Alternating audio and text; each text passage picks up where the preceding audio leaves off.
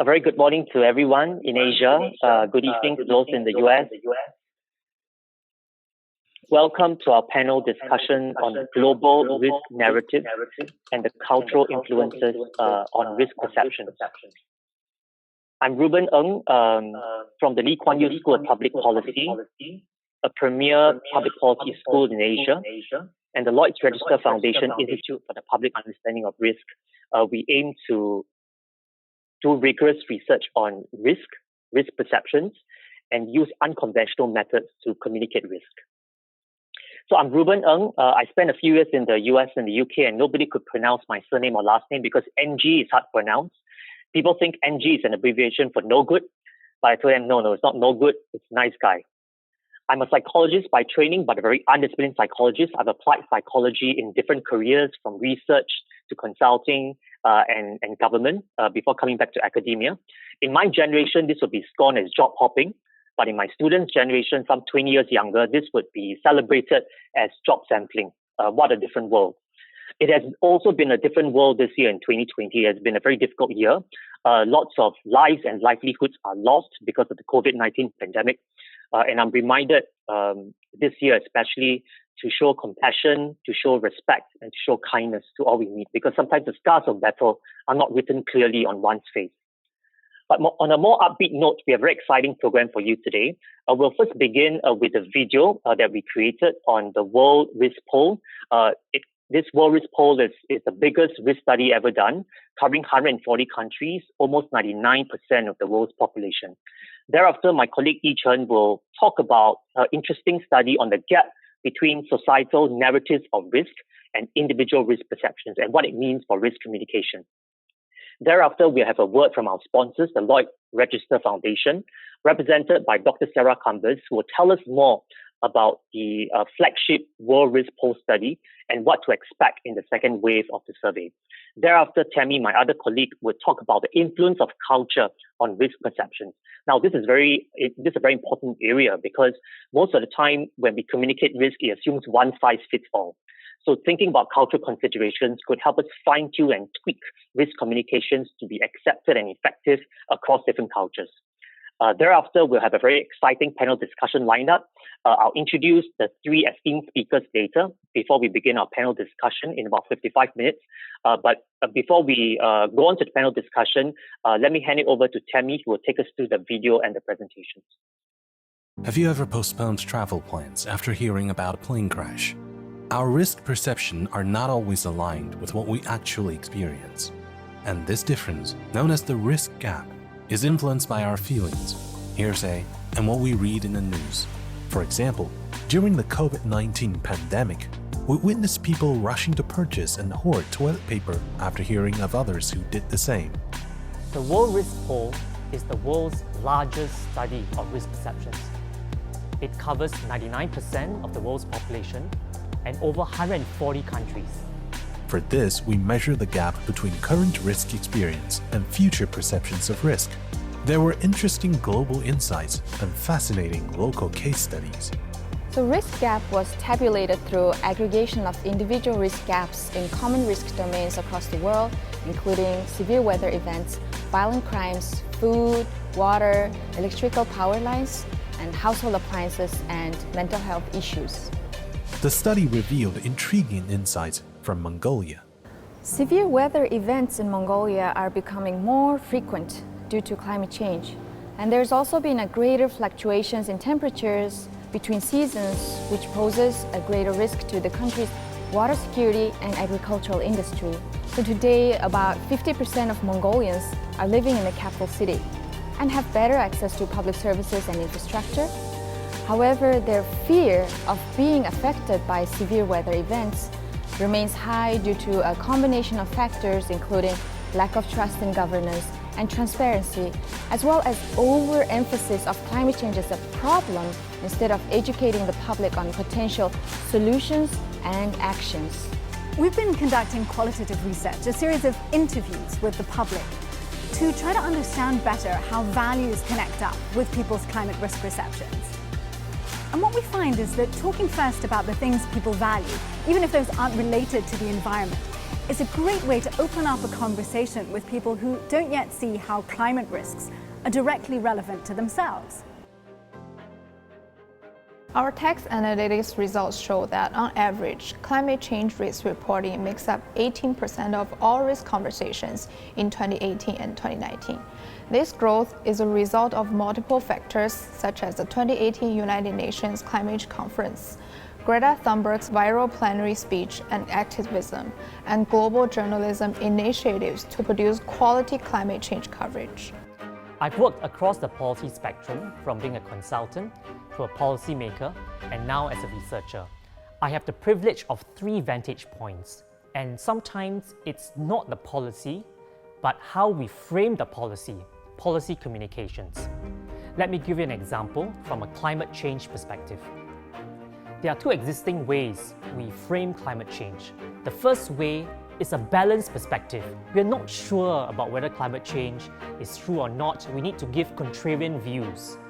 But that's categorically not true. Climate change is real, and we need to act now. The second way is the other end of the spectrum, the doom and the gloom. Climate change is catastrophic. The train has already left the station. But that again is categorically not true. Climate change, we can do something about it, and we have to do it now. That's why it's critical to focus on climate as a risk, because framing climate as a risk spurs discussion, mitigation, and action. And that's what we need for climate change now.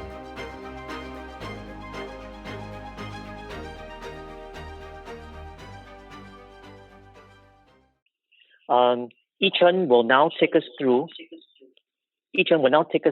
her presentation on the gap between the societal narratives of risk and individual risk perceptions. Yi-Chen Zhu is a project manager at the Lloyd's Register Foundation Institute for the Public Understanding of Risk. She was trained in political science at the University of Minnesota and public policy at the Lee Kuan Yew School of Public Policy, and she graduated as the Lee Ka-shing Scholar. Over to you, Yi-Chen. Okay, thank you, Prof, for the introduction. So let me share my screen.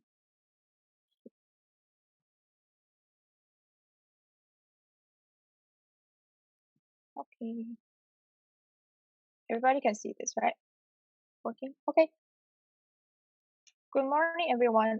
Thank you so much for attending this session. So for my section, I will be covering the global narratives of risk, and moreover, I will cover and compare how media perception or media narratives of risk is different from the individual level risk perception. So for today's agenda, I will first talk about resource questions and approach. And I will talk about the global narratives of risk, which we derive data from a 400 million word English corpus. And the last section, I will be talking about what risk pool comparisons. And through this comparison with the big data analytics, we are able to find out the differences or risk perception gap between the media as well as the individual level risk perception.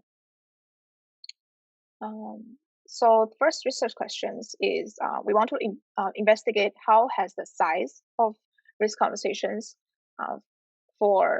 changed over 10 years from 2010 to 2019. And second of all, what are the major narratives in media globally and regionally? Third, we want to find out the differences in risk narratives from online media and individual surveys. And here, just to give you an overview of the regions that we have covered. So we have Asia, Africa, North America, Oceania, Europe, and Jamaica, which is the only country that we were able to get data from in the Caribbean. So next, just to give you an overview of the database that we used, is a 10 billion word online database with sources from 7,000 newspapers and magazines from 20 countries or city over 10 years, from 2010 to 2019. And it is a dynamic corpus or online database, which the database adds about 40 million new word weekly. And it is the biggest cross-cultural corpus globally. So the first question regarding size of the conversation. So overall, we see growth of in race conversations globally. If you look at the y-axis, which is in words per million, so the conversation itself peaked around 2014, but it kind of went down and plateaued at the end. So this tells us that we have to probably spark more conversation around risk and to raise awareness in the public conversation about risk. So the second of all, what are the major narratives globally and regionally? So across regions, this is a global overview. So if you look at the graph here, you can see that there are a couple, 5 or 6 major narratives that we derived or we investigated or we found in the online database, which ranges from risk assessment, financial economic risks, or health risks. And interestingly, right, if you look at the x-axis here, I only covered, this graph only covers 2010 to 2017. We divided the graph this way because interestingly, we found, if you look at the orange bar on the top here, which represents the climate change risk narratives, it doesn't take up much in the conversations from 2010 to 2017. However, we see a significant growth for climate change risk narratives from in 2018 and 2019, which is the last 2 years the database covered. And we think this significant growth is due to a global movement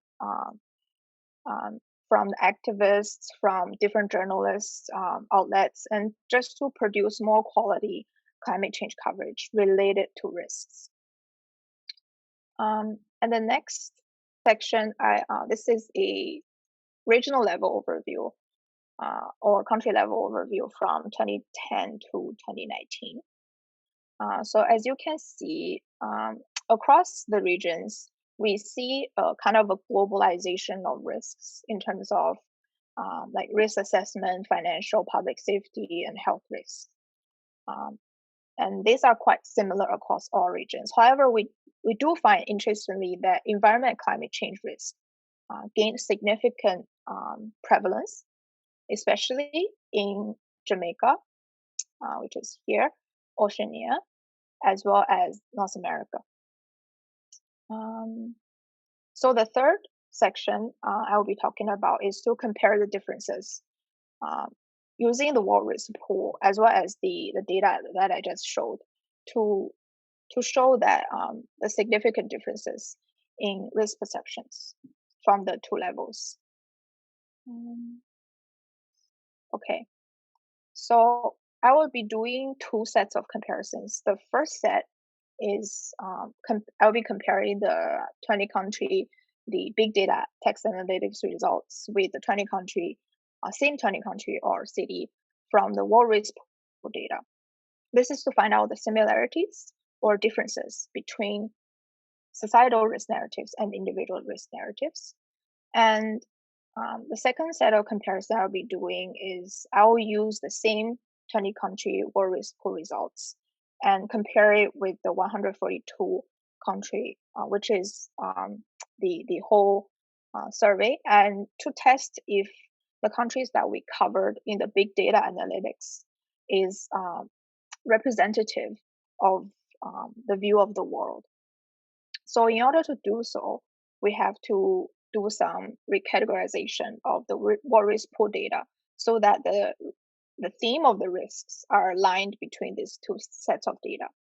So in the world risk pool, the questions regards to this domain is, in your own words, what is the greatest source of risk to your safety in your daily life? And the respondents have to answer using their own words. And the researchers themselves have come out with these 21 different categories.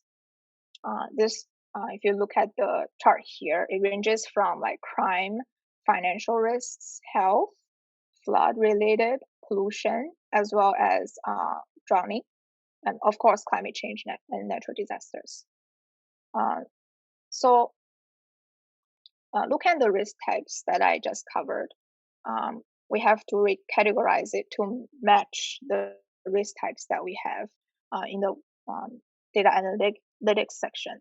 So I'll just briefly go through. So for road-related accidents, right, we categorize it as public safety, which we do have in our big data analytics results. And for like financial, of course, it will be categorized as financial and economic risks. And for health, it will be under health and pollution. And for things like drowning or transportation related, we categorize it as public safety. So this graph, there's a lot going on, but I can take you through. If you just look at the second bar and the third bar here.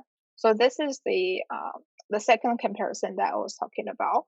So I use the same 8 countries data from the corpus database and compared it with the 41 countries which the World Risk Pool covered in their surveys. And you can see that the in terms of the prevalence of the risk is quite similar between the 2 data sets, which means that the 8 countries that we covered in Asia is representative of the whole range of the Asian Pacific countries that the World Risk Pool covered, which means that our database actually is representative. So you can see this across all the regions that I will be talking about in the next few slides. And then here I want to draw your attention to the first bar. So on the first and the second bar. So the first bar is the Psychomix or the big data analytics results. So you can see you have a huge blue chunk here.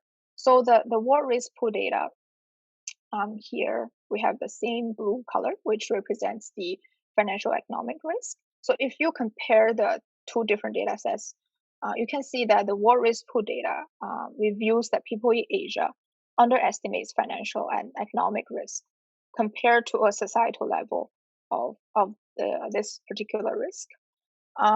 And if you look at the green color here, you have about 30% of people in Asia in the World Risk Pool answer that, I don't think there is any risk threatening my personal safety, which is quite worrying. And you do see this pattern come across all the regions. Okay, so the second is Africa. So Africa's societal level risk narratives, if you look here on the top bar here, focuses on financial risks. But the World Risk Pool shows that people in Africa is still very much concerned about public safety, which around 43.2% of the respondents in the survey answer that they are worried about, drowning or car accidents or household appliances risks. And the third one is North America. So in US, Canada, risk narrative is mostly, so in the media, is mostly about finance, economy, in the blue section, and climate change, which is in this orange color, dark orange color. About 30% is about climate change. And if you look at the individual level, which is the second bar, only about 8% and 3% of the survey respondents think that, they either are susceptible to financial risks, or quite sadly, only 3.2% of respondents from North America are quite worried about the climate change risks. So next section is Oceania, which covers Australia and New Zealand. So on the societal level, which is the first bar, the region is much more concerned with environment and climate change, compared to the personal level. So you can see the orange color here, the dark orange color is about 20%, and only about 3.8% of the people shows that they are worried about climate change. And overwhelmingly, over 50% of people in Australia and New Zealand are worried about their personal safety or public safety. And next, we have UK and Ireland representing Europe. And while societal risk narrative is revolved around health and financial risks, so 40% in the light orange color and 40% in the blue color here. What risk pool, however, again show their concern about personal safety. And Jamaica here, we have one country representing Caribbean. So about 50%, if you look here, 50% of societal narratives or risk narratives in the media is about environment and climate change issues, which after research, we found that this reflects the severe impact of climate change. Climate change-induced flooding the country experienced in recent years.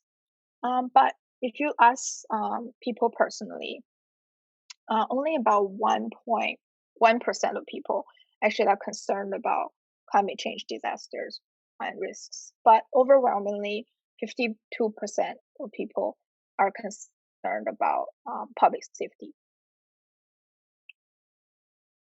And what does this, just to wrap up, so globally we see risk conversation grow over the 10 years from 2010 to 2019. And environmental and climate change risks emerged strongly as a category only in last 2 years that we studied. And we do observe through our data, observe this risk narrative gap, right? On the societal level, you have the big or macro level risks like tech, environment, or financial and economy. But on the individual level, people are still very concerned about their everyday survival and whether I'm safe. They worry about continuous risks like the car accidents or drowning. So we do see overestimation, right? We could see relatively overestimation of like media risks in terms of the macro risks. So we would like to propose to better engage the public or individuals with risk awareness. So we could consider, engaging in more balanced reporting on everyday risks, so that it could open up a conversation about different kinds of risks. And we also found that, as you can see from the World Risk Pool data, the framing of the question uses the phrase personal safety. So perhaps the framing of the question didn't really make the data, tech, or economics appear in people's mind. So it didn't really make the cut. That's why we see overwhelmingly people are worried about public safety. But on the bright side, the survey was able to capture responses of no risk or I don't know. But our platform, the data analytics platform, can never identify those unknown unknowns, right? So we propose that both level of social sensing, so both the individual level and societal level, could be used to get a holistic picture and overcome our blind spots. And lastly, we do think that cultural factors actually may explain the differences that we see across region in terms of their risk narratives. And Tammy later will actually be covering cultural aspects and explaining risk perception and risk experience and the differences and the gap between them. So that's it. So our this report actually will be launched later. So if you go to the institute's website, you can download it. And I would also like to acknowledge the following people. Without them, this could have never happened. So any questions?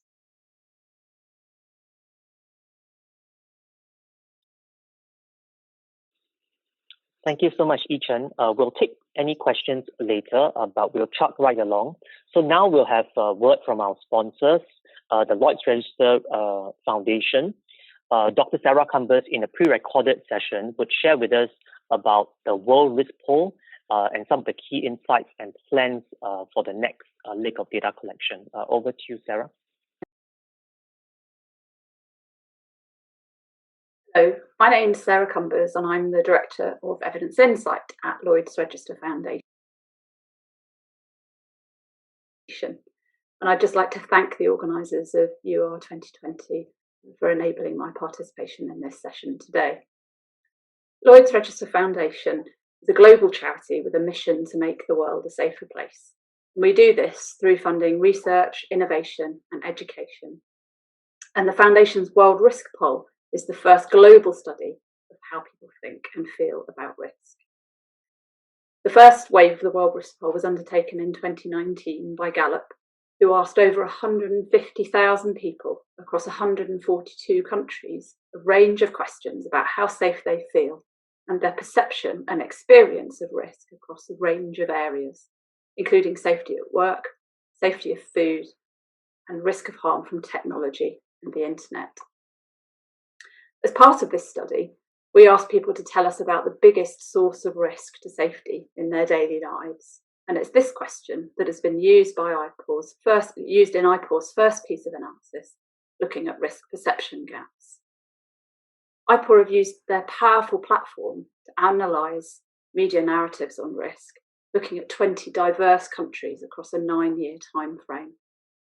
And their comparison of these media risk narratives with the World Risk Poll data allows us to assess if there's a gap between individual risk perception and media narratives.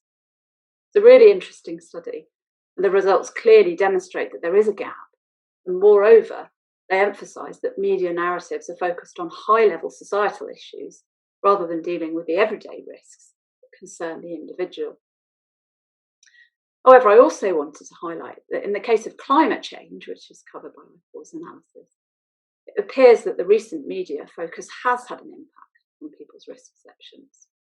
Although climate was only mentioned as a top threat to safety by 6% of World Risk Poll respondents, the second question in the World Risk Poll that asked specifically about this threat showed that 71% of the world's population do think that climate change is a serious or somewhat serious threat to people in their country over the next 20 years. So considering that the IPAW data on their media platform shows that there's been a recent and meteoric rise in media narratives about climate change, I think this shows us that this issue has actually very quickly been acknowledged as a serious threat, albeit not an immediate everyday risk for most people. So the challenge now with climate change is to use the power of media to empower people to take action on the issue. Awareness alone isn't enough. And I want to turn now to IPAW's second piece of analysis on risk and culture.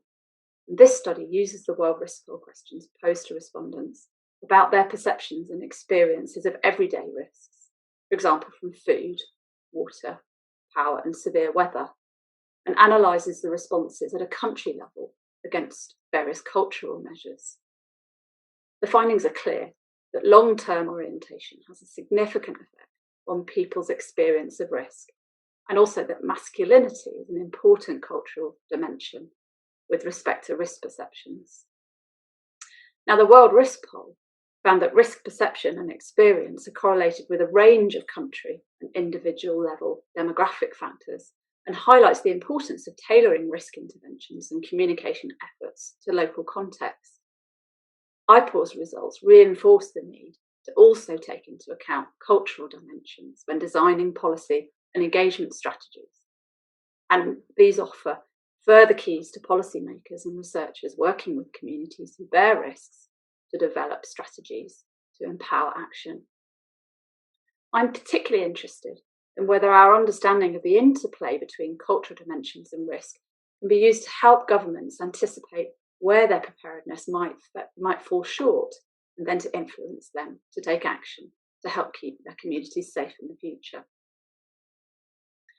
The Foundation has committed to funding the World Risk Poll over another 3 cycles of polling in the next 6 years. In 2021, we'll be asking a range of questions associated with risk management that we anticipate will be of major interest to the disaster risk community. The questions are currently being finalised, and we anticipate asking respondents about the preparedness of different parts of society, so for example, government, hospitals and the community, to deal with a disaster. We'll also be asking about people's personal experience of disaster and the likelihood of disruption of key services increasing in future. And then finally, we'll be looking at people's experiences of serious disruption to key services during the COVID pandemic. Given the focus of these questions on preparedness, it will be really interesting to understand how responses are influenced by cultural dimensions, including long-term orientation. And I look forward to seeing IPAW's analysis of this data in 2022. Thank you very much. Thank you so much, Sarah, for your remarks on the importance of the World Risk Poll and the implications on some of the extended studies that our institute is doing. Now, Tammy, my colleague, will take over to share with you findings of her study on the cultural influences of risk perception. Tammy is a project manager at the RRF Institute for the Public Understanding of Risk. She graduated from her Master's in Public Policy at the Lee Kuan Yew School of Public Policy, topped her class as valedictorian. And prior to coming to Singapore for her Master's in Public Policy, she was the Deputy Ambassador of Mongolia to Singapore. Over to you, Tammy. Thank you, Ruben. That's too generous of you, but thanks very much for the introductions. So today I'll be discussing a bit about our research findings on the effect of culture on risk perceptions and experience. So let me maybe start off by asking whether you have ever wondered whether the cultural setting you've been brought up in influenced the way you perceive risks or the way you respond to them, and even your susceptibility to experience harm from those risks. So one of the recent studies we have done at the Institute for the Public Understanding of Risk, we did prove that actually there is a link between our cultural background and our perceptions and experience of risk, which I'll be sharing by this presentation.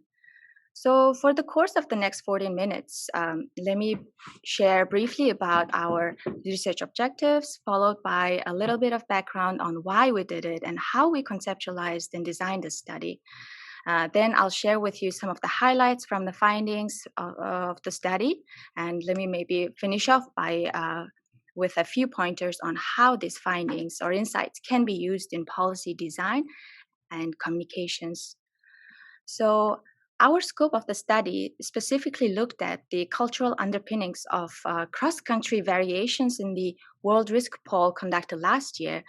And especially within this World Risk Poll, the results related to people's perceptions and worries about common risks in their daily lives, and the fact that whether they have experienced harm from them. So studying the link between the culture and risk experience and perceptions is quite relevant to the ongoing affairs, which is happening globally. So the ongoing pandemic, we have observed that the countries with a strong economy, highly educated population, and good governance, as well as quality healthcare systems, some of the common metrics that we often use to assess a country's strength of the response to external shocks. We found that they were surprisingly not outstanding in their management and mitigation of the COVID-19 pandemic.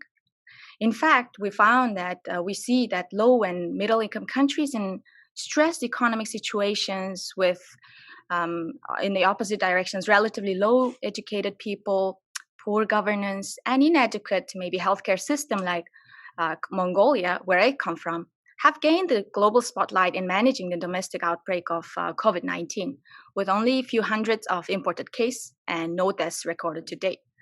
And at the other end of the spectrum, let me maybe share briefly about the situation in Singapore, where I am based in currently. These countries with a strong economic foundation, powered by strong governance with highly educated people and quality healthcare system, were blindsided by the escalating epidemic with more than 60,000 COVID-19 cases with about 30 deaths recorded to date. So when I observe this, when I kind of contrast these two countries, both countries actually share a similar demographic and socioeconomic context, including dependence on foreign trade and investments. We are asking, why did the countries we anticipated to be highly vulnerable to the pandemic prevent the crisis from happening domestically, while the others didn't? So there are many explanations that can be offered by that has been offered by the scientific community and practitioners, but we specifically conducted the study to offer more cross-cultural perspective in managing threats in the risky situations like the ongoing pandemic. So to give you a bit of a background, further background from the more theoretical construct, understanding what drives people's risk perceptions is very complex issue that requires sort of cross-disciplinary understanding. So while national governance and socioeconomic factors are widely known and accepted to be driving people's exposure to risks, perceptions of risk at a national level, diversity in societal values and cultural perspectives are rarely considered for decision-making at a national to multinational level. So there are empirical evidence that actually says our cultural background and societal values do actually play a role in forming the way we perceive risk and respond to it. However, we found that there are considerable limitations in the current state of knowledge, including a lack of understanding, a contextual understanding outside the Western hemisphere of the world, as well as there are some data discrepancies in the cross-cultural studies where the sample is only made up of certain subset of population or societies around the world. So from an analytical point of view, this study offers an opportunity for us to expand the body of knowledge, existing body of knowledge, with a more heterogeneous and nationally representative sample across the world to provide hopefully more a holistic view of how societies perceive and respond to risk in the different cultural settings. Let me share a bit about our analytical approach, research design. So we combined a national level data set of Gerd Hofstadter's cultural dimensions to the World Risk Poll data to explore whether cultural dimensions or orientation can help people's experience, can sort of explain or influence people's experience and perception of risk. We deployed an OLS, or ordinary regression analysis, linear regression analysis, where the independent variables are 6 cultural variables measured by Hofstadter's cultural dimensions, including individualism, masculinity, and the other 4 dimensions. And the outcome variables are 3 distinct indexes that we developed based on the World Risk Poll responses to capture the causal effect between the variables of interest.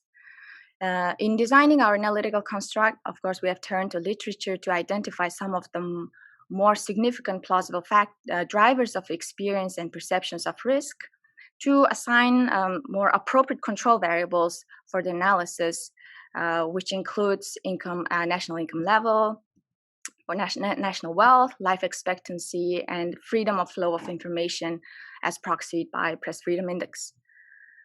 So the data on cultural dimensions was available for 86 countries. And we've analyzed the sort of largest sample of more than 95,000 individual responses collected through the World Risk Poll.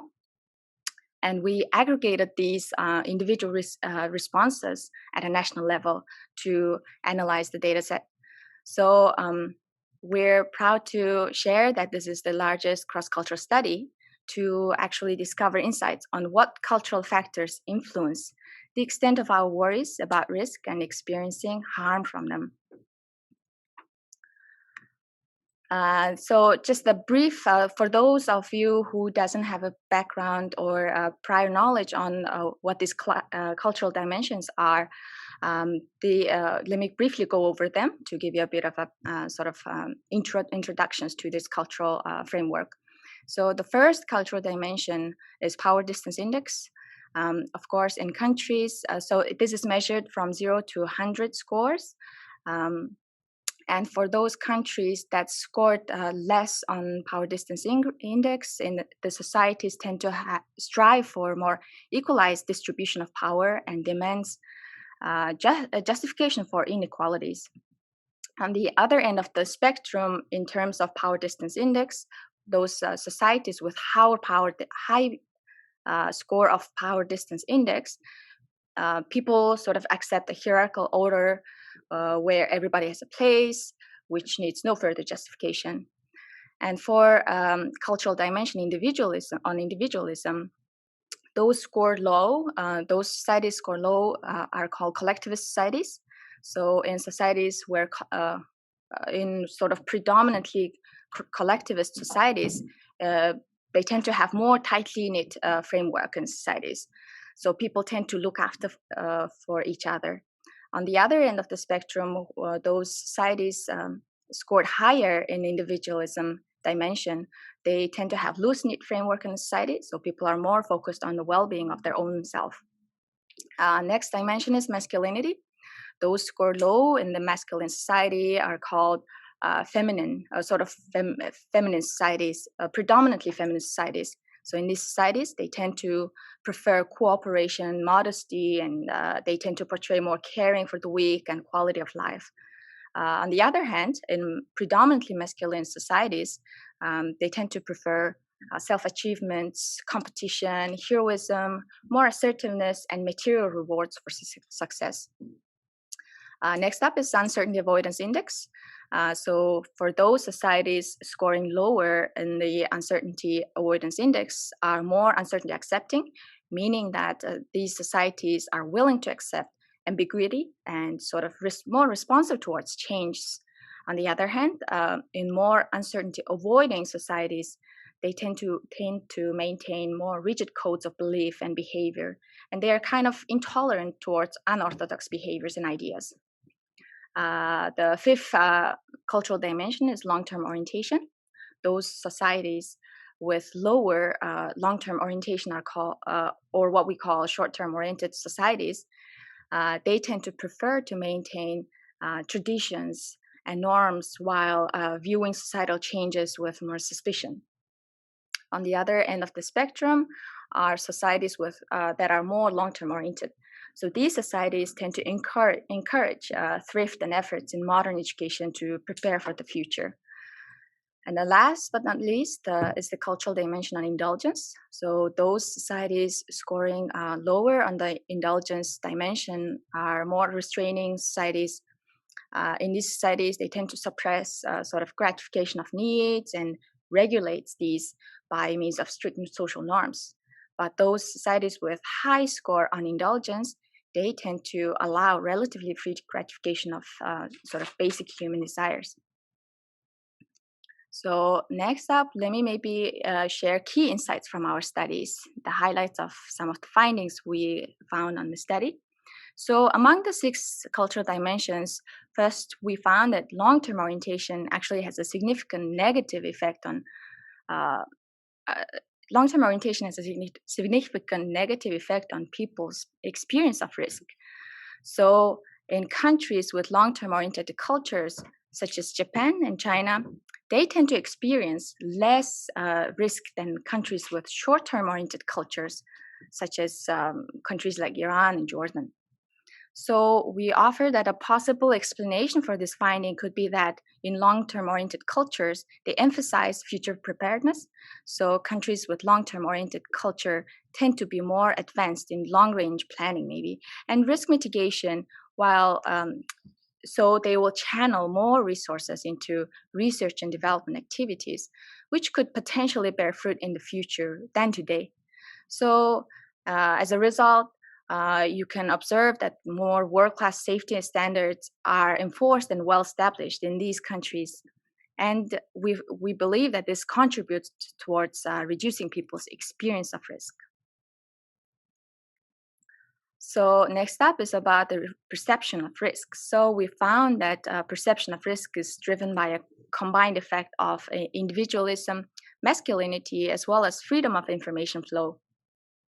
So among these cultural 6 dimensions, individualism was found to have a negative relationship with perceived risk, while masculinity was found to have a positive effect on the perception of risk. Also, as I mentioned, freedom of information flow, as proxied by the press freedom index down here, was found to reduce people's perception of risk, actually. So if you see it on the cross-country comparisons, we found that sort of countries within more predominantly individualist societies, such as Australia, UK, and Canada, they tend to have a lower perception of risk than countries with collectivist societies such as Vietnam and Colombia. So a possible explanation that we could offer here is that in collectivist societies where people care more about the well-being of the community may have a higher perception of risk, whereas in individual societies, people tend to look after themselves. So the risk is perceived relatively moderately. So as we have observed during high alert situations such as COVID-19, individualist societies may require more efforts, such as enforcing more control and monitoring activities from the policymakers to prevent breach of regulations and order. And also, individualist societies may be more vulnerable to experiencing risks due to underestimation of risk. So you can see from some of the anti-lockdown demonstrations that took place across countries like the US, UK, and Germany in the midst of the COVID-19 outbreak, despite the threats warned by the global health experts. So these are some of the many cases of how individualism influences people's risk perceptions and how they respond to it. Next up is about masculinity on risk perceptions. We found that a higher degree of masculinity is associated with higher perception of risk. So in collectivist masculine societies such as Japan, there could be an increased sense of worries about the vulnerable and unaided groups of people as the competition is fierce in masculine societies. But collectivism is deeply rooted in their culture. So this makes them put the well-being of the community over themselves. So having overly high sense of worries about daily risks actually could lead to society to become overstressed. So next up is about what is a predictor of people's worries about future risk, right? So we found that people's anticipation of experiencing risk in the future is mainly driven by masculinity among the as compared to the other cultural dimensions. And we also found that there's a significant relationship between the nation's wealth and economic state amongst the other sociodemographic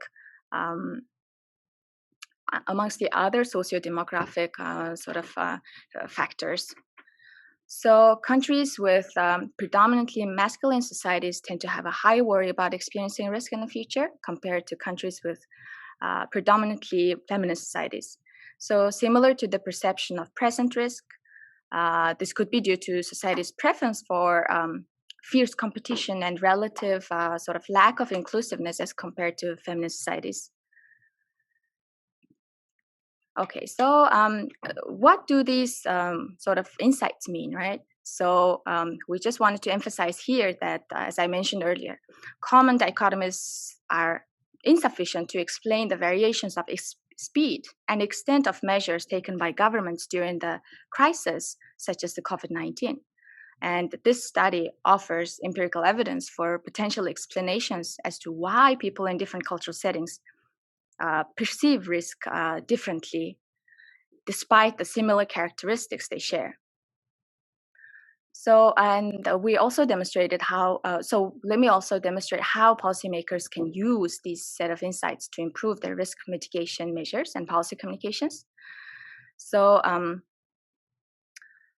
long-term orientation is an important cultural facet that helps society stay vigilant and manage risks better. So having an awareness of cultural orientation could help countries with short-term oriented cultures to focus on adopting more long-term plans and embody a culture of futures thinking, where policymakers anticipate ambiguity and inform the public of strategies to overcome them. So we suggest policy planning tools such as horizon scanning and scenario planning could benefit these governments to engage meaningfully with stakeholders to curate conversations around future preparedness and risk management. And broader consultation exercises maybe such as could raise awareness of the management of key risk domains and effective communication to nudge people to adopt those long-term orientation characteristics could help people to adopt more risk mitigating behaviors. Hence, public safety is improved. So policymakers of individualist societies could also benefit from having a more proactive risk communication strategy to disseminate easily digestible contents, targeting specific behavioral change as low context communications or more broader messages are preferred in or more broader messages are not well received in individualist societies. So during heightened public risk events such as COVID-19, governments of individualistic countries may need to implement, as I mentioned, may need to implement more checks and controls to prevent flouting of regulations.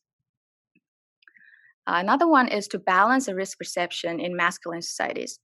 The policymakers could consider revisiting some of the rules and structures in place as a result of the masculine culture and balance it with a more feminine approach by providing targeted interventions to support these groups of people, these more vulnerable groups of people in managing risks they're most worried about. So specifically strengthening policies for groups of people such as women, children, and elderly, and special care people could balance the society's level of worries about key risk domains. As the society overall focuses on rewarding the high achievers dominated by males in masculine societies. And I'd also like to mention here that governments of feminine societies could be prone to underestimating risks due to the society's characteristics, such as over-reliance on others' care when it comes to managing risks on some of the occasions. So taking targeted communications to increase the risk awareness and preparedness associated with key risk domains is key to overcome such a challenge. So having said that, understanding the cultural effect on the extent of people's perception and experience of risk could help policymakers to identify timely and targeted interventions during heightened risk situations such as epidemic, as well as design tailored communication tools and community engagement programs to build trust in the leadership. So with that being said, thank you for your attention for the presentation. And I'd also like to thank my colleagues, including Lu Yao and Prof. Ko, Prof. Leonard, and Dr. Ruben for contributing to this study and being involved in this study as well. Thank you very much. So let me pass it over back to Prof. Ruben. Thank you so much, Tammy, for taking us through her study on the impact of culture on risk perceptions. So welcome to our panel discussion on risk communications and perceptions. Today we have three esteemed panelists from 3 continents. Jeanette, based in Singapore, it's almost 12 noon now, lunchtime. Pablo in Boston, 11 p.m., probably past dinner time. And Corinne, ready for breakfast, 5 a.m., joining us from Sweden. So thank you so much for joining us at these times. Each speaker will have about 10 minutes to take us through their important work, starting with Jeanette, followed by Pablo, and then Corinne. And then we'll open up for questions and discussion. So just to begin by introducing Professor Jeanette Ikovics, who's the Dean of Faculty at the Yale NUS College and Professor of Social Sciences at the Yale NUS College, National University of Singapore. Prior to her secondment, she was the Samuel and Liselott Herman Professor of Social and Behavioral Sciences at the Yale School of Public Health, where we met. I've been a long admirer of her work that has attracted $40 million in funding, showing the impact and importance of her work, and over 200 peer-reviewed publications. She's an international sought-after expert in maternal child health, and she will share some of our important work with us today. Over to you, Jeanette. Thank you, Ruben. Let me begin by sharing.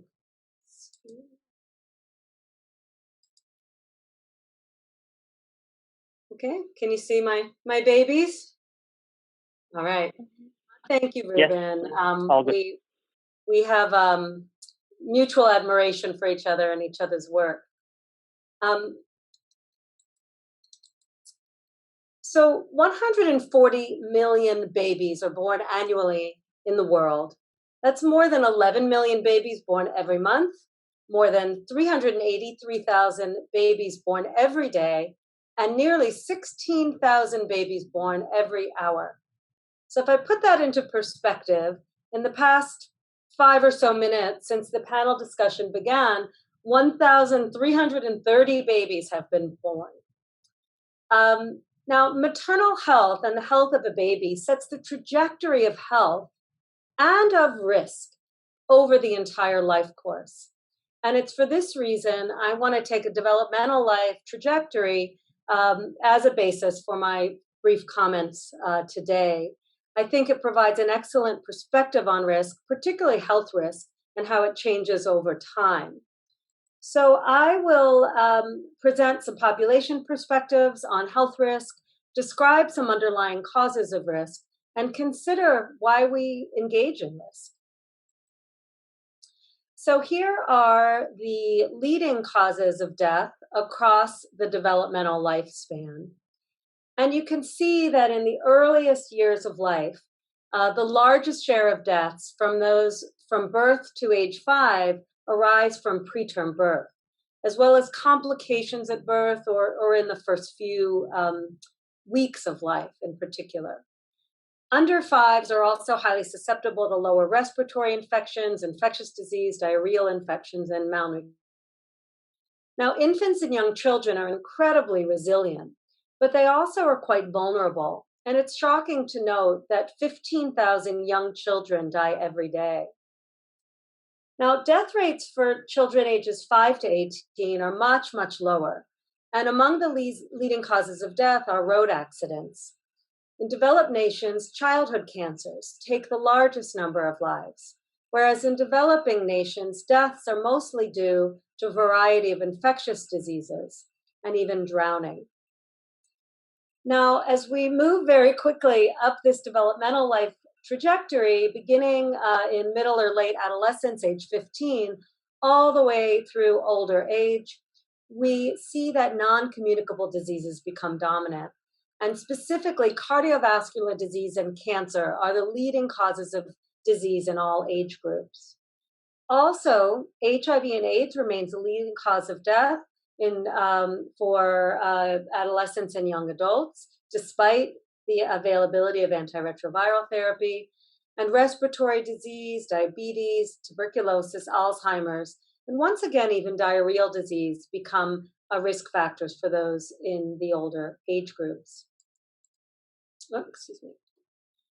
Nearly 3 out of 4 deaths in the world are related to non-communicable diseases, including cardiovascular disease, cancer, diabetes, and respiratory disease. And as I'll share with you in a moment, these are largely preventable.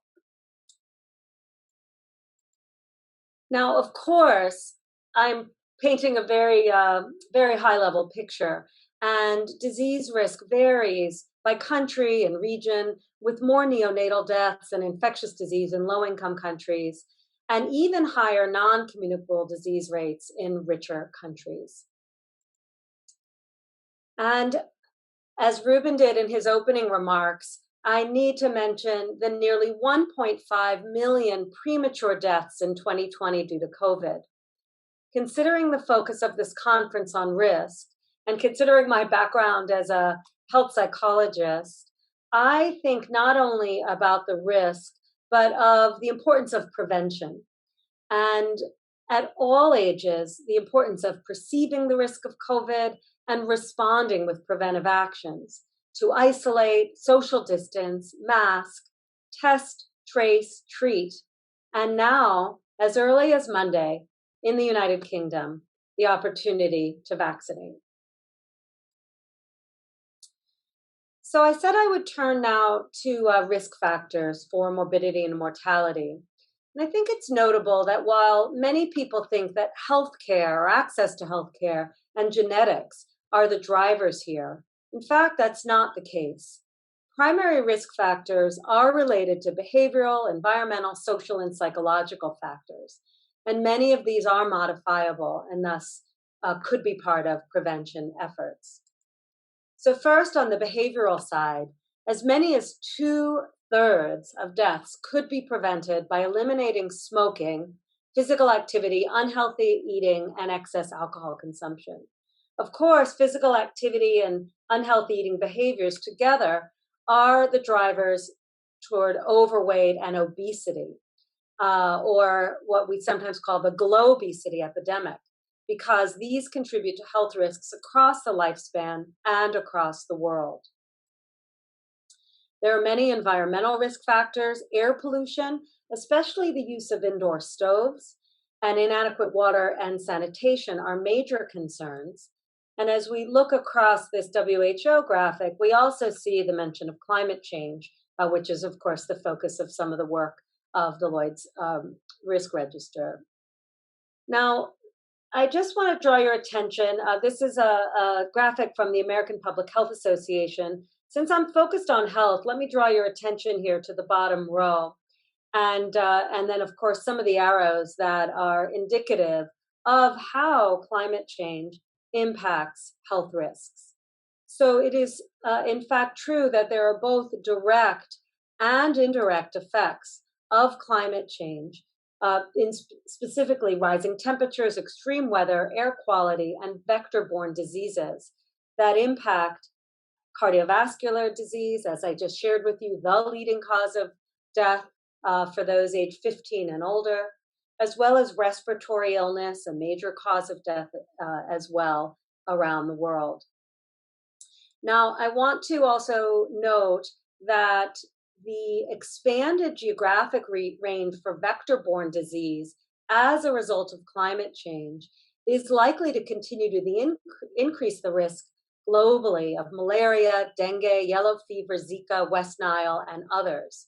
And that the tiny mosquito is, in fact, the world's deadliest animal, killing nearly 800,000 people globally. In the social dimension, I'm being quite selective here, I'm just mentioning a few, but in the social dimension, I want to note that the strong gradient between socioeconomic status and health. That is, as socioeconomic status increases, good health increases as well. And this is a global phenomenon not influenced by healthcare access, and there does not appear to be any threshold to the effect. So that is, as socioeconomic status gets higher and higher and higher, health gets better and better and better. And of course, the converse is also true. And so that leads to the aphorism that one zip code is, in fact, a better predictor of longevity than one's genetic code. And in this graphic on the right, the Robert Wood Johnson Foundation has shown that lifespan can vary as much as 7 years in just a few metro stops from the heart of Washington, D.C. to its wealthier suburbs in Virginia and Maryland. And finally, I feel that as a psychologist, I'd be remiss if I didn't mention the psychological risks to health. I'd like to highlight the role of depression, which affects more than 264 million people worldwide, including a lifetime prevalence of 1 in 4 people. It's a leading cause of disability and contributes greatly to the global burden of disease. And stigma, discrimination, and lack of access to treatment exacerbate the risk for and consequences of depression. Now, it's important to recognize that each of these risk factors do not operate in isolation, but rather can be considered more as a cascade of events where one risky choice is made or one environmental exposure is endured, which can trigger an entire sequence of events, resulting in a cluster of risky outcomes. And these, in turn, result in greater morbidity and mortality. These effects also are often transmitted transgenerationally as well, from parent to child. So to finish up, let me ask, why do we engage in risk? It seems so counterintuitive. But there are evolutionary, dispositional, social, and emotional reasons that we engage in risks, and some of these are listed here. Also, many risks are habit forming, and in some cases can become addictive. And finally, for adolescents, there are developmental reasons, and that is quite literally that the adolescent brain neural circuitry is immature. And so for all these reasons, why risk seems counterintuitive and counterproductive and results in so many negative outcomes. These are some of the reasons why. There's also a notion of cognitive bias, and again, many different kinds of cognitive biases that perhaps we can talk about later in the discussion. But these together are among the many challenges we face as we try to communicate risk effectively in order to prevent risk and to have better outcomes. Now, in the two Institute for the Public Understanding of Risk reports, other important factors were also articulated by our colleagues today. And in the global risk perception gap, we heard that news media narratives often do not reflect actual risk. I wanted to just dig a little deeper here and draw one additional slide from Oxford University and their Our World in Health data that show a significant underrepresentation of health risk factors in the media, including, you can see, a tenfold underrepresentation in the media of heart disease risk, and about 60% less representation in the media for cancer, for example, compared to overrepresentation for more, if you will, dramatic effects such as homicide and terrorism. So I will end where I started, at the beginning of life, replete with its hope and its beauty. And I will turn it over to Pablo Suarez now, who will dig deeper into how we can best communicate risk and perhaps avert it. Thank you. Thank you so much, Jeanette, for your very insightful sharing as always. Let me hand it over, before I hand it over to Pablo, let me quickly introduce him. Dr. Pablo Suarez is an Associate Director for Research and Innovation at the Red Cross Red Crescent Climate Center. He's also, very interestingly, an artist in residence at the Lloyd Foundation Institute for the Public Understanding of Risk. I think this shows the Research Institute for the Public Understanding of Risk, being foresighted to really grasp the concept that risk communications isn't just an academic discipline that can be communicated through just 2D slides, for example. I think it needs to leap out of concepts to come alive, to be communicated in 3D fashion. For that, Pablo is extremely creative. I'll let him dazzle you with some of his creative works on risk perceptions and risk communication. Over to you, Pablo. Thank you so much, Ruben. Thank you, friends. So delightful to be part of this Understanding Risk event co-hosted by the National University of Singapore. I am so delighted to be a member of that family. I continue to admire the ability of Singapore and its institutions to think, to anticipate, to foresee, to make things happen differently, because a combination of knowledge and caring. I am from Argentina. I am mostly a math geek. I love mathematics, and I use the language of math to understand and anticipate and address change. I was a full-time researcher, and then I became a humanitarian worker about 15 years ago, mostly with the Red Cross family. But I noticed that there's a lot of knowledge that doesn't become action because people don't really care as much as we think they should. And so I had the fortune of beginning to work with creative folks who know how to make people resonate.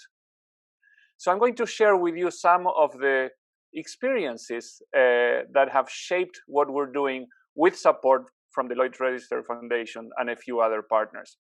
Let me start with this particular image that I happen to love.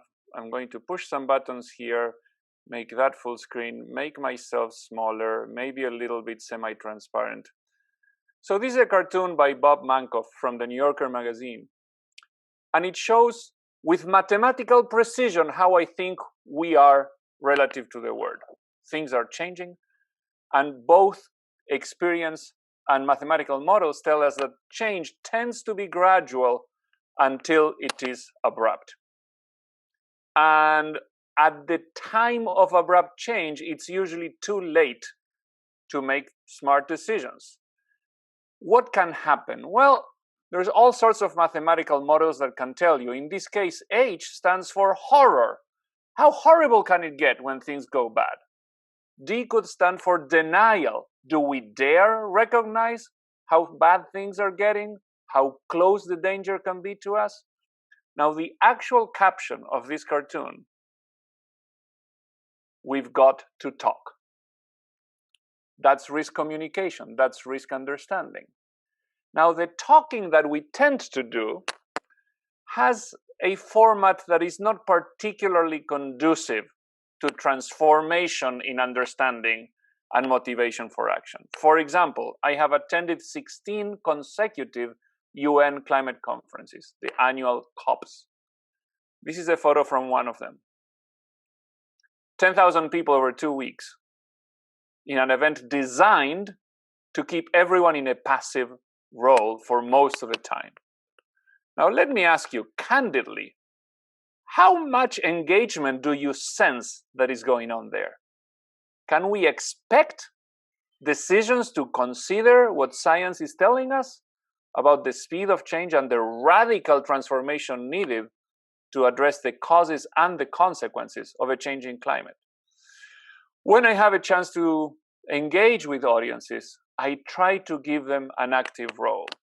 This is a photo from a session with about 2,500 people convened by the Ministry of Agriculture of Argentina, where what I did was to say, okay, everyone, you have become a farmer, please stand up. People were confused. I said, yeah, we're going to play a game, and the winner will get chocolate. And I showed the chocolate. And then I showed this object, it is not a die, it is the probability distribution function of extreme events based on the historical record of precipitation. A 2, a 5 are okay, but a 6 is too much rain, a 1 is too little rain. What do you think will happen? If you think too much rain, maybe get an umbrella. If you think too little rain, maybe get a bucket, otherwise thumbs up. Make your decisions. If you get it wrong, you sit down. Well, guess what? People were talking, they were confused, they were playing in rows. And then I started changing the probabilities. What if there's an El Nino year? So instead of 1 in 6 chance of too much rain, you get a flip of the coin. What if, because of climate change, the probability distribution is no longer easy to understand, and it's like a strange cone that we're going to throw up in the air, and if it falls like this, it's like too much rain and you need an umbrella. Or if it falls like this, too little rain and you need a bucket. So these folks were engaged, and they thought about changing probabilities. I've played these kinds of playful but serious models of how changing risks can lead to changing decisions in very diverse contexts, including not only large events for risk communication, but also at the community level, such as in this case in Southern Africa, in the floodplain of the Zambezi River. And we're helping farmers come up with flood preparedness plans. And we played a game where they threw some dice, and if certain things happened, like a double 6, they had to implement the ideas they just came up for flood preparedness. Run to get their valuables, take the children to high ground, and so on. Now look at those muscles. Those bodies are engaged. Yes, they are going for it. But also, if you look at those faces, they're smiling. They're having a blast, a wonderful time. And we know from neuroscience that when your spirit is engaged, when you're having a good time, your ability to create memories is enhanced, and the memories you create are easier to remember, which is not always the case.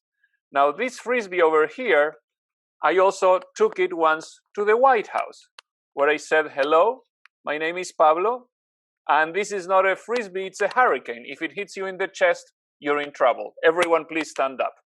And 130 people were like, what? We have just had a full 3.5 hours of 5-minute presentations, one after the other. I received a brain-dead audience.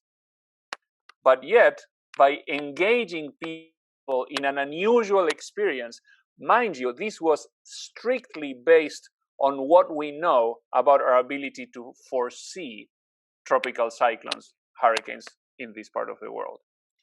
And there are many things that we know are coming our way sooner or later. In Romania, there's the risk of earthquakes, and government authorities and populations and school budget investors, they're not doing what is needed to address that risk, which may look like this year, not very likely, but in the lifetime of a school building, quite likely. So we partnered with cartoonists from the New Yorker magazine, including Ben Schwartz, who created this one. Of course, if you're a dinosaur and you cover your eyes, you don't make the meteorite go away. This is a powerful metaphor for what we're doing with our own data. Now, many of you have seen this or a version of this graph numerous times. How does it feel? I could ask you to type in the chat room, how do you feel when you see that? And often people say, it's depressing, it's confusing, but no one writes, I feel hot. This shows global average temperature rising and the risk of heat waves and so on, but no one says I feel hot. So we partnered during the UN Climate Conference with a chef school from Marrakesh, and they created a data representation made of salad dressing. This part of the world, they have a type of salad dressing that is mostly yogurt, but a small fraction of a red hot sauce called harissa. And what we did was to represent the proportion of hot sauce growing as that graph was showing. It's basically not data visualization, but data tastification.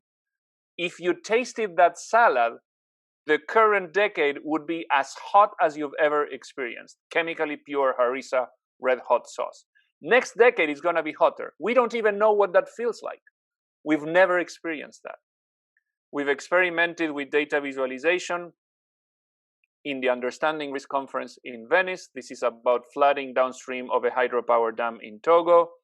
This is another UR event for the Pacific region where we worked with local artists creating depictions of tropical cyclones, volcanic eruptions, tsunamis, earthquakes. You see the clouds in the background proportional to the annual rainfall. You see in the floor surface color paintings representing sea surface temperature. And turns out there's a correlation. When it gets very hot, there tends to be more rain. There's more energy for tropical cyclones. I'm going to end very soon with the two last ones. This is a big data sculpture about population dynamics. And I have objects with me that can give you a taste. Now, allow me to make a little change here. I'm going to change to a more normal version of me.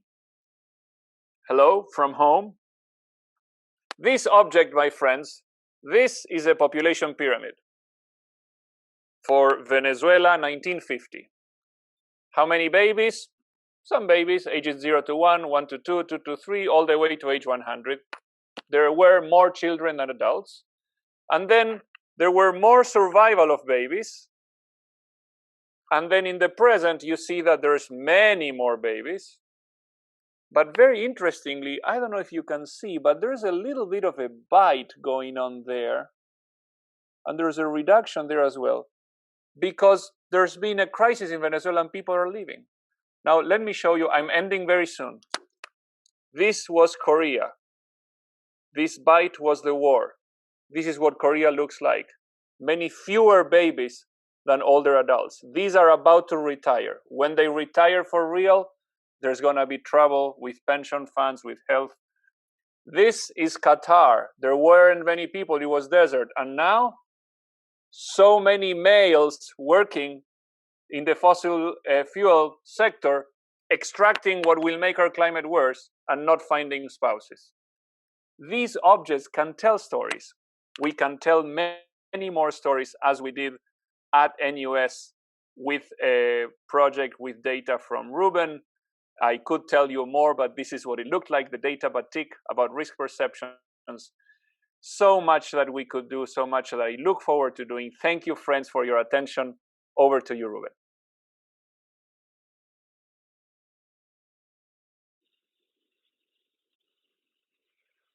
Thank you so much, Pablo, for dazzling us with your creations as usual. It's never a dull moment with the stuff that Pablo examines, and we would collaborate to do so much more. Let me move quickly to Karine Ism.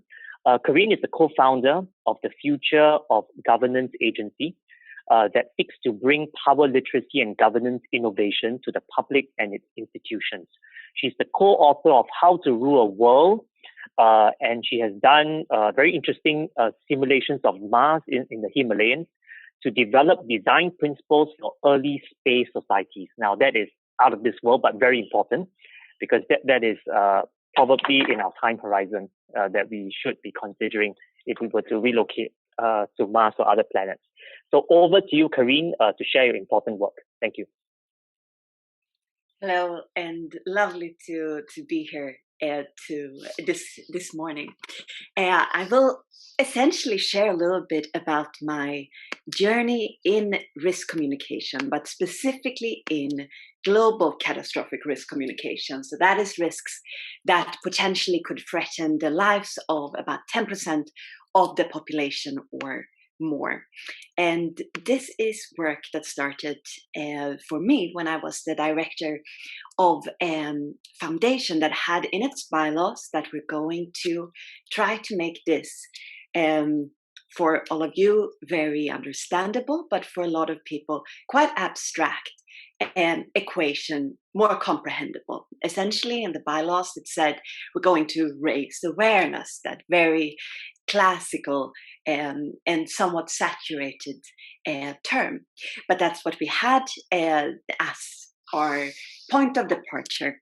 And so we went on to look at what kind of risks it is that people indeed, just as so many of the presentations today have touched upon, what is it that people all across the world are have an active relationship with, have more feelings towards than this more abstract way of looking at risks.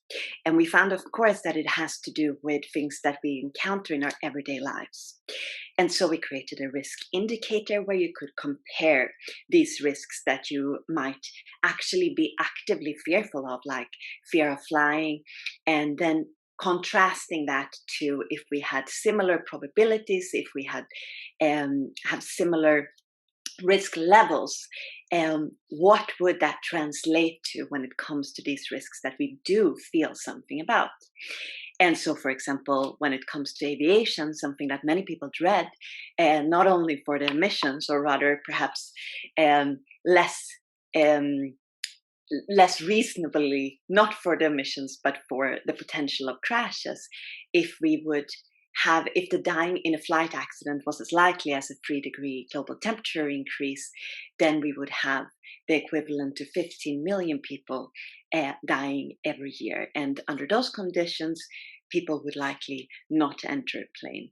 So this was sort of the starting point, but we also did as mediagenic reports as we could, essentially putting together groups of researchers together with communicators who made sometimes, I would say, looking back, and for me this entire presentation is a lot about the things I've learned, that I would say that I initially led in a way that was not as effective as what I would hope to do with the knowledge required, so to speak. So one of the things that we realized was that obviously we see listicles every day. We see a lot of journalists that are incentivized to want numbers and lists of all kinds, and of course numbers that are as controversial as possible. And so we played along with that in the beginning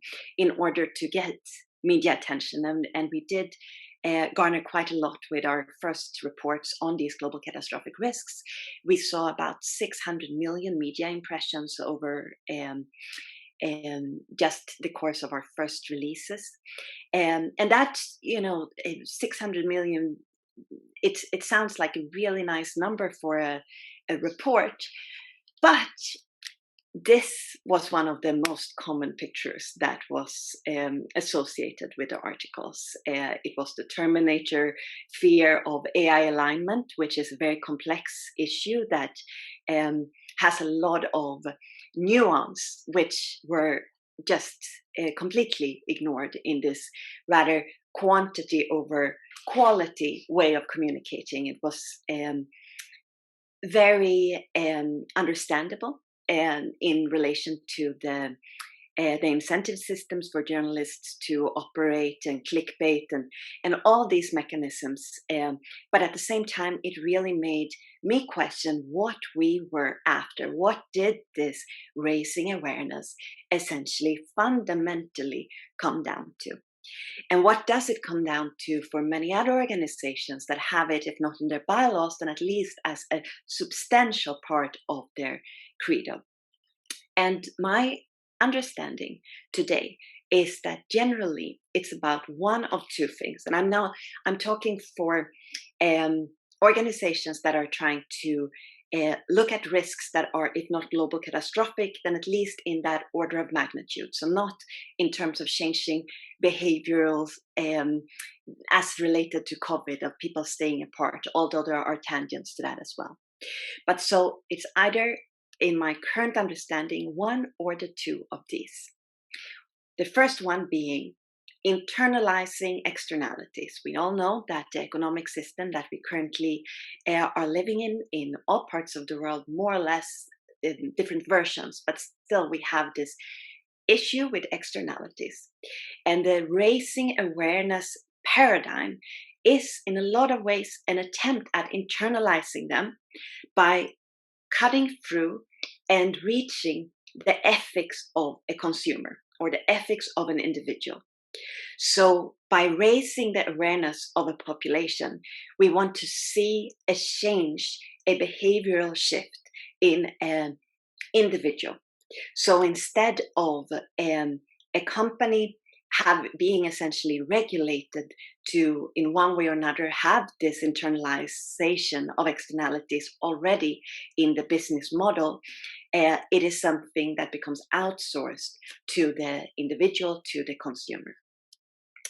And when it comes to the second major thing that at least we were really after, it's about changing what the mandatory protocols are. What the mandatory protocols are in either a company, which again then speaks to what the regulation has suggested or even forced, or what a standard, a norm within a certain field has turned into a mandatory protocols. Because whatever organization we're looking at, whether it's a company, an international, an intergovernmental organization, a state, a municipality, they all break down obviously to protocols. And whether or not we have mandatory parts that look at risk, that look at integrating risks, will determine whether or not the decisions, the legislations that come out of our organizations help or hurt in mitigating and changing the risks and the risk landscape that we're currently living in. And looking at whether it's street protests or whether it's conversations in small discussions in Davos, it's essentially trying to get to these mandatory protocols.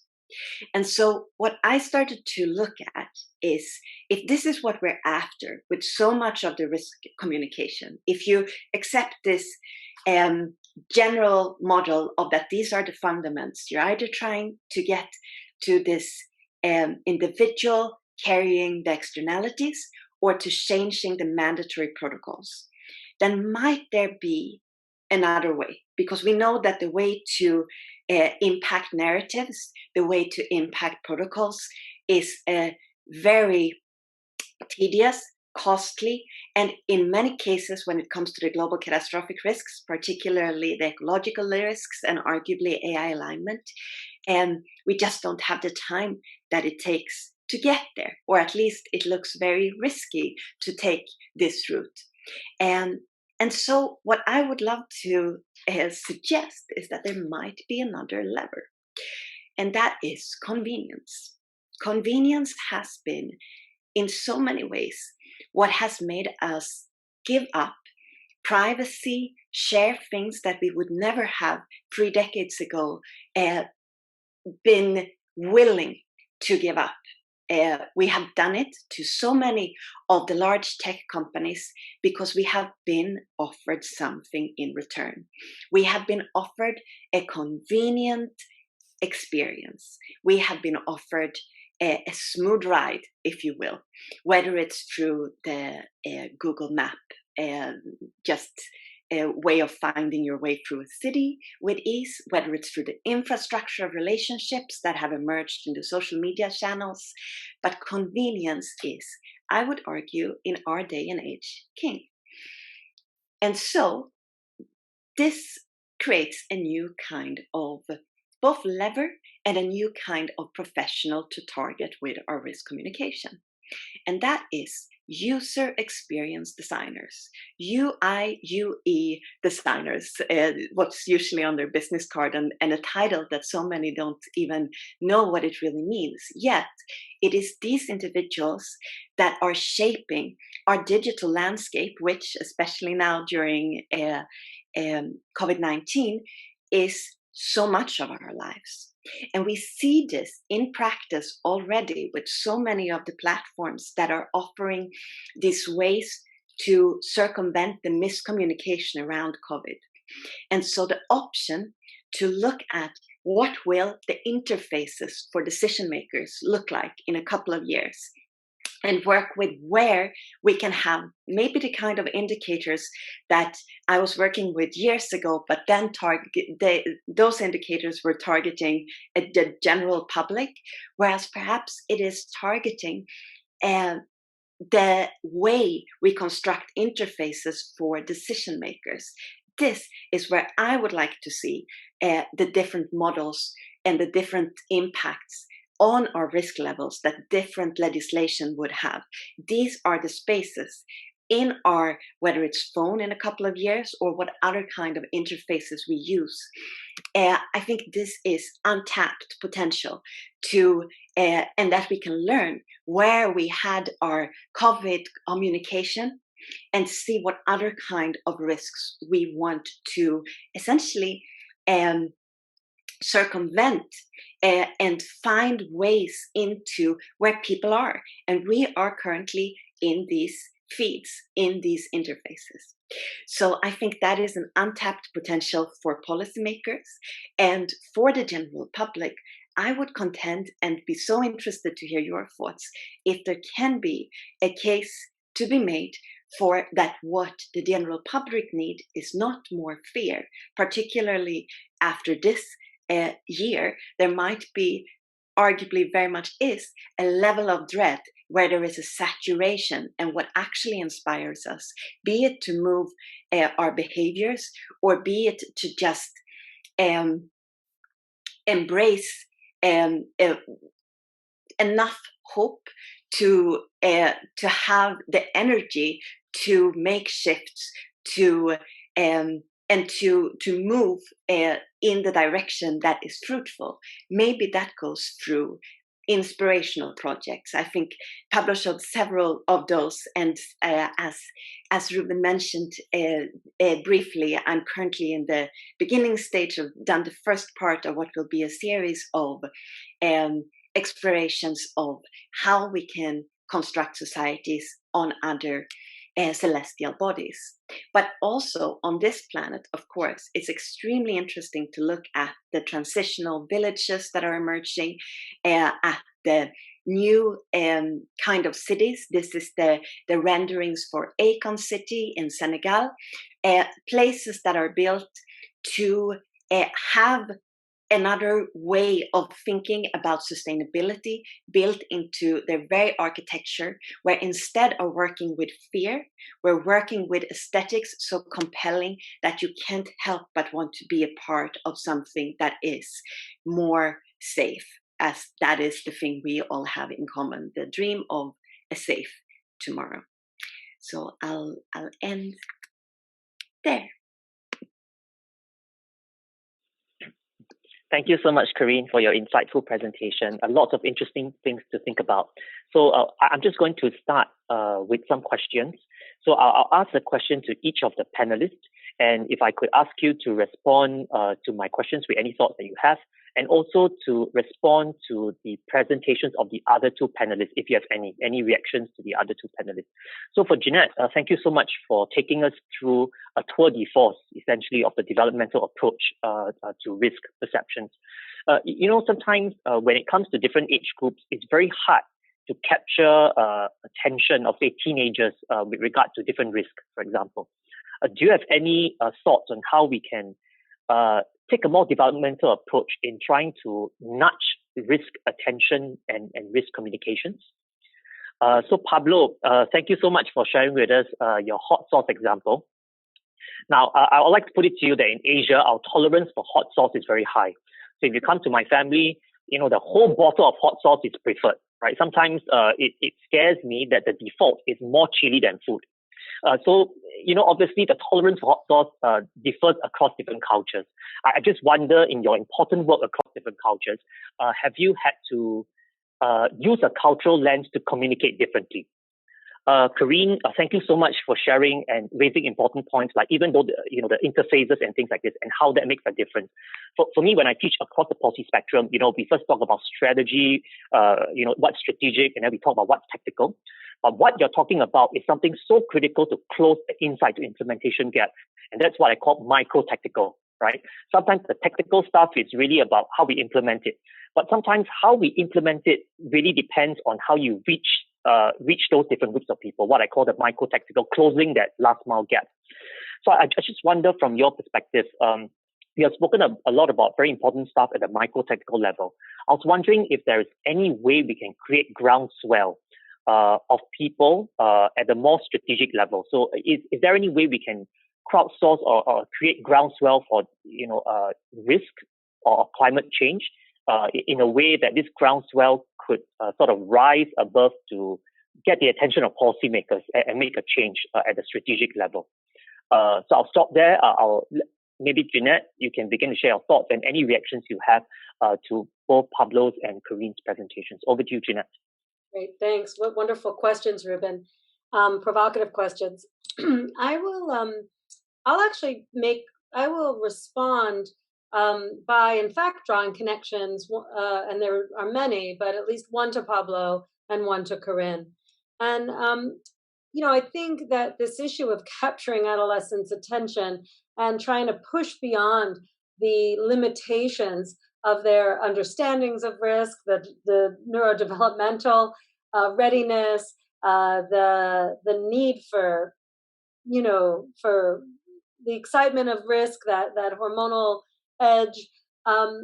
And actually, one more thing on the adolescents, and this is just an interesting sidebar fact, is that kids actually take more risks when they're with their peers. This is known.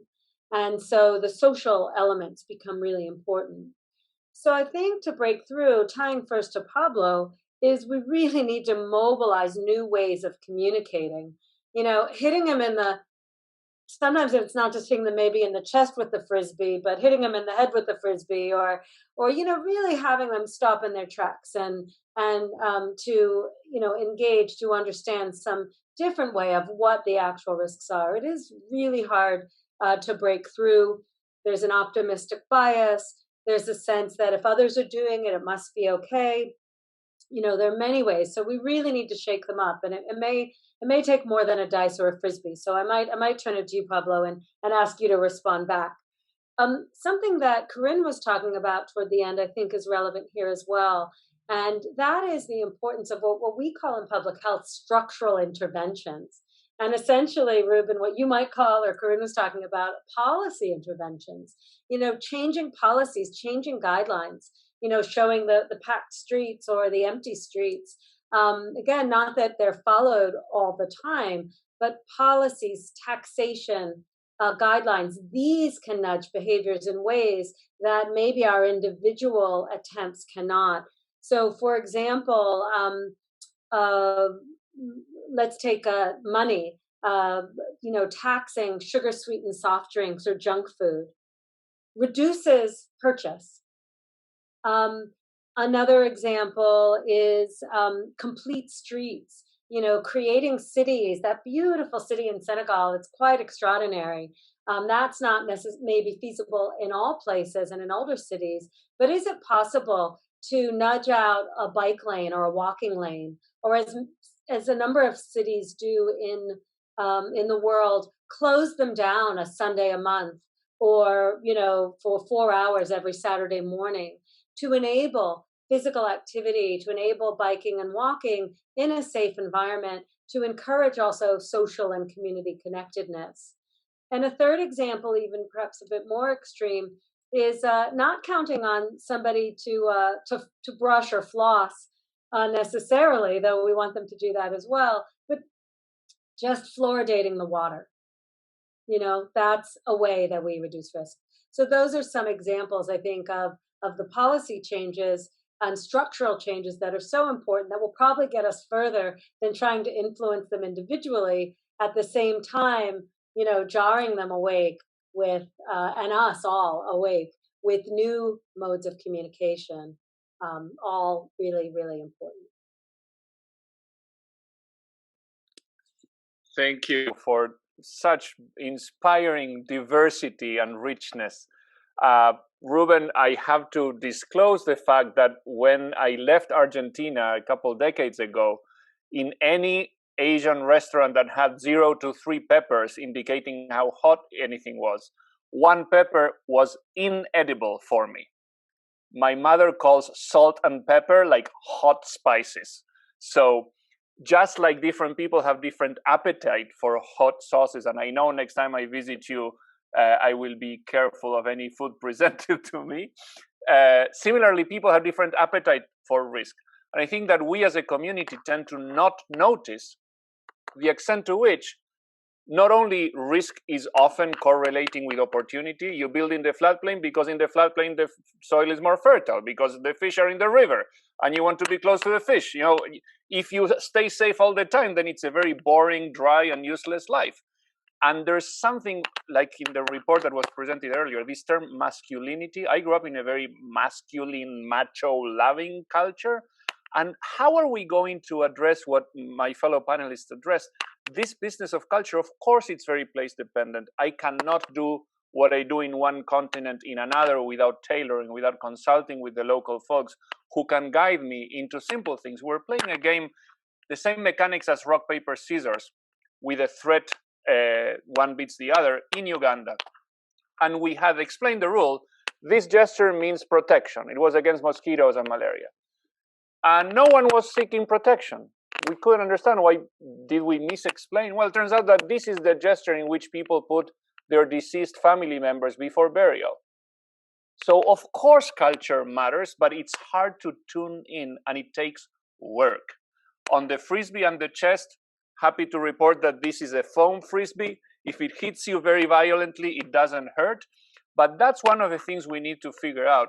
How can we create the metaphor of threat, the metaphor of avoidable loss and suffering, without forcing people through 220 volts of electricity or something like that?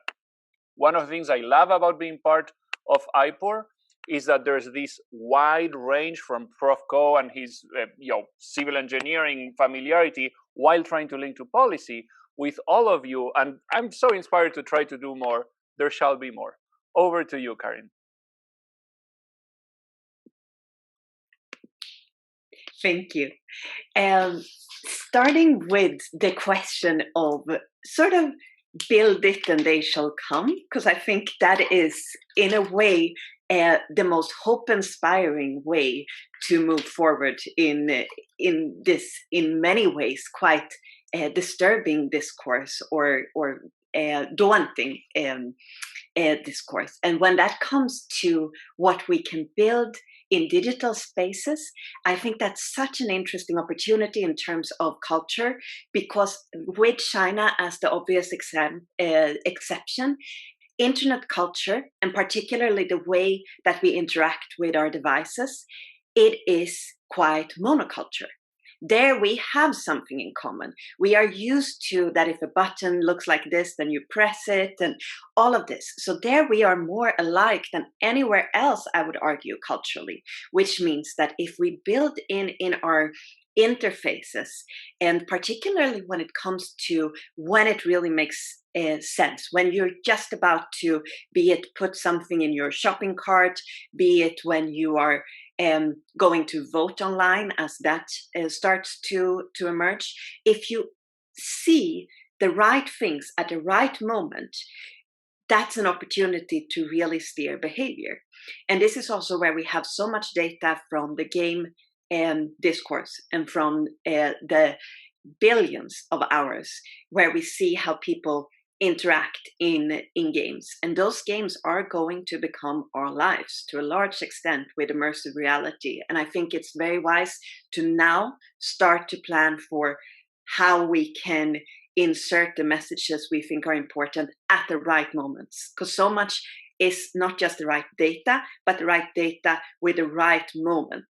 And I think that, for example, Snapchat is a really interesting company to look at right now for what they are doing, what they are planning is so ambitious. And many of these companies that have so far just done entertainment, that's not where they're looking. They're looking to become the new world. And I think interacting, if going back to Professor Rubin's question about the micro tactics, this is compared to policymakers who are constantly being bombarded with people who want to get their ideas in there and so on. No one's talking to the user experience designer, to the game developers, even though they are building something new. So I think that is there is a window of opportunity because there is very little communication going there. So what starts as a micro tactic can end up being a structural tool. Corinne, can I ask? Yes. I think we need both high tech and high touch. And so, I'm probably of a particular age where I think, oh, it can't all be online. Although I know, I have my devices with me all the time. And of course, we all do, and our children and so on and so forth. But how do we balance high tech and high touch? Because I think that connectivity and community are so important, and we know that isolation is so damaging. So maybe your thoughts on that. Absolutely, I'm with you completely in the high touch environment, so to speak. And I think that we're going to see, and this is not my speculation. This is looking at the patents that are being filed and so on. The time where this will be what we do when we look down is very, very soon to be over. What is coming is both Apple and Facebook are in the process of getting us those glasses that were hyped 10 years ago. We're going to walk around in our physical world, but with constant filters. And that is a way to constantly gather data. There is an economic incentive why this is happening, but it is also going to be our high touch, high tech reality.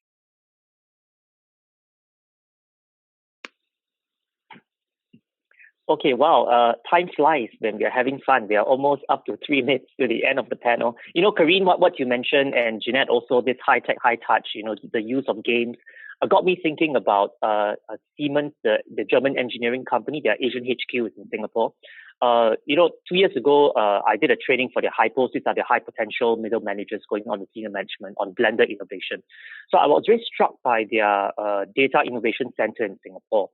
So when I asked them, what are the composition of skills do you hire for in your team or sort of for the digital center? To my surprise, computer scientists and statisticians make up only 40 to 50% of their team. The other half of their team are made up of gamers. And what they do is very interesting because in the past, they used to get mayors and governors together, give them brochures and tell them about the suite of smart city solutions that Siemens has. Now it's completely different. They take them through a smart city game so that they will immerse in a game and understand and experience the suite of smart city solutions that that Siemens has, and also then play games to understand more about the risks rewards, benefits, and so on. So I think this movement towards the blending of what I call the science of risk communications and the art of risk communication is really coming together, not just for governments, for companies, and also for international organizations. So I think we're coming to a close, but I'll let maybe each panelist share with us a concluding thought. Then we'll end off this panel discussion. Shall we begin with you, Jeanette? Well, I guess I just want to end with maybe where you started, Ruben, and that is the importance right now of, I think you said, compassion, respect, and kindness. I think that these also are tools in our understanding of risk and prevention of risk, not just our own, but collectively, among friends, family, and community. And I want to thank you and Temi and Yichin and Corinne and Pablo for really just an inspiring morning. And thanks to all of you who attended as well. So thanks. It's so delightful to be part of these inspiring conversations. It's near midnight for me here in Boston. This is my 6th session here at Understanding Risk, and I want to start doing stuff because of what just happened. So big thanks. One thing I'd like to share, data has value, but we tend to think that data alone has power. And I am finding more and more that without kindness, data tends to not make a difference. And kindness comes in how we make data not only understandable and rigorous and clear, but also caring, also inviting, also emotionally resonant. I think Karin used the word aesthetics, referring to buildings, but there's also an aesthetic in data that can create resonance. The new report, there's so much that we could do if we understood how much caring is latent in what we know. And I love being part of this team where there's both the analytical rigor and the desire to do. And before Corinne jumps in, I just want to say, Pablo, that data, I'm a big believer in evidence driving action. I've been saying this for decades, Ruben will remember. And so I think our solutions, of course, need to be data driven. And so that, this intersection again becomes quite important. I love the data-driven kindness. I think there is definitely a case to be made for that, and that it's something that people long for so much. And whenever you can offer something that there is a longing for, and I think there is definitely a longing for kindness in the world right now, that's a value proposition that's difficult to refuse. So I want to thank everyone for such interesting and inspiring thoughts. Well, thank you so much. I didn't expect to sort of end off where we started on kindness and also on data, seeming polar opposites, but used together there can be a very powerful value proposition. I think when it comes to data, I think data is a very imbalanced commodity, right? There are high SES societies, developed countries, they have a lot of data, but there are a lot of underserved communities where there's a lack of data. I used to work in some of these underserved communities, and sometimes I realize that whatever we do when it comes to risk communications, if it's a very big policy we try to communicate, there will always be a segment of society that won't know about it. I call them the chronic know-nothings, right? They know nothing at all, and it's chronic. So I think it's really critical, to let kindness drive our data collection efforts among these communities. Because without data, there is no way to do evidence-driven, evidence-based policymaking.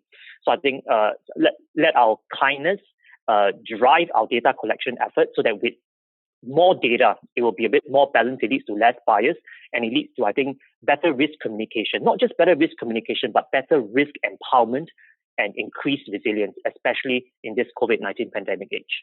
So thank you so much for joining our excellent panel discussion. Let's keep the conversation going. Visit our website at ipur.nus.edu.sg to find out more. Our reports will be there shortly.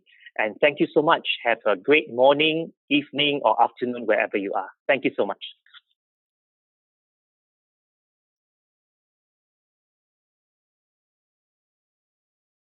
Bye.